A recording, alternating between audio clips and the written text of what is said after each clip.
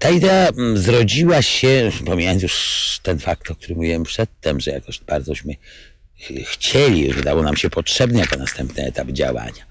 To zrodziła się ona stąd, że ci ludzie, którzy jeździli do Ursusa, już zaczęto jeździć. Mirek Chojecki już uruchomił akcję na Radom, bo dostał jakiś adres Ursusa i pojechał do Radomia. Tam również Bogdan Borusiec z Gdańska miał jakieś swoje kontakty i tam się oni spotkali. W Radomiu, już to w Radomiu, gdzie było o wiele straszniej niż w Ursusie. Terror był przerażający, to było kompletnie okupowane miasto. Normalnie tam bezpośrednio po rozruchach odbywały się rewizje, rewidowano dom po domu, wyłączając tylko mieszkania notabli, które mieli z takich jakichś swoich działaczy. A tak to robili, rewidowano piętro po piętrze. Jeżeli ktoś miał jakąś rzecz i nie miał rachunku na to, że kupił, to jego brano i rzeczy brano. Masowe aresztowania, masowe aresztowania. Jak słuchałem tego, co opowiadano o Radomiu po czerwcu 76, to dokładnie przypominało mi opowiadania mojego ojca po pogrzebie kozaka we Lwowie. To było w ten sam sposób robione.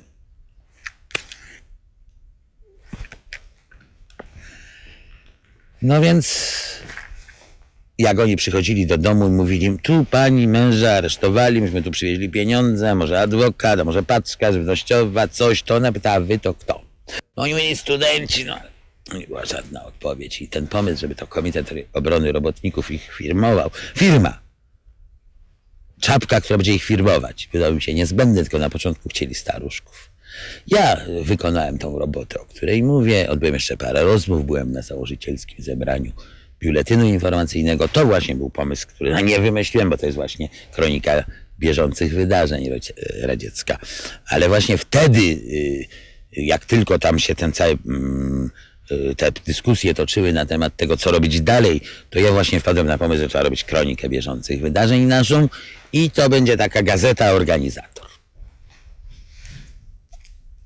Więc byłem na założycielskim zebraniu tego komitetu, gdzie toczyła się bardzo ostra dyskusja na temat, czy to robić na maszynach, czy na powielaczach. Antek, Piotrek mówili, że, i chyba Wojtek Koneczkiewicz, że trzeba robić na powielaczach, ponieważ środowisko robotnicze nie będzie przepisywać na maszynach. A myśmy mówili, że trzeba mieć sieć kolportażu, żeby rozpowszechniać. I pisanie na maszyn, przepisywanie, ta akcja przepisywania wciąga ludzi i buduje sieć kolportażu.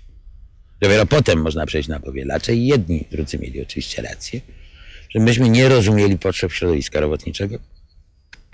Ale trzeba sobie powiedzieć, że na początku to środowisko robotnicze nam w sumie mimo tego powielacza niewiele tego brało, tej bibuły. Głównie to szło jednak inteligenckimi kanałami właśnie przez tą masową aktywność przepisywania. Także jak powiadam, obie strony miały rację. No i wyjechałem z powrotem do wojska i czekam na ten kort, no, już ze strasznym strachem, bo mówiono nam, skutek tego będzie taki,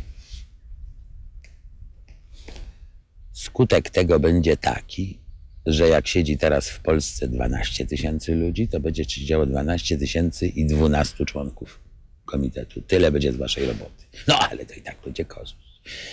Tylko nie wiedziałem jeszcze, czy właśnie dajemy świadectwo, zgodnie z tym, co tu mówiłem, że jest czas dawania świadectwa, czy już zaczynamy politykę. Tego nie wiedziałem. No i nie ukrywam, że bałem się więzienia, bo ja się zawsze bałem więzienia. Cały czas jeszcze przed listem otwartym okrutnie się bałem więzienia, a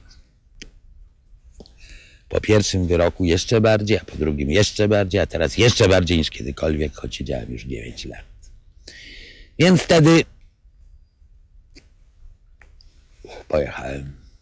Przyjechała Gajka, przywiozła mi deklarację założycielską KOR-u i biuletyn informacyjny i komunikat, co mnie zupełnie rozłożyło, no bo jak to będzie i biuletyn i komunikat, to bez sensu, co będzie pisał biuletyn, co komunikat. No ale trudno. I okazało się, że to był szczęśliwy pomysł, choć początkowo biuletyn po prostu przedrukowywał komunikat. Właściwie niewiele się różnił od komunikatu.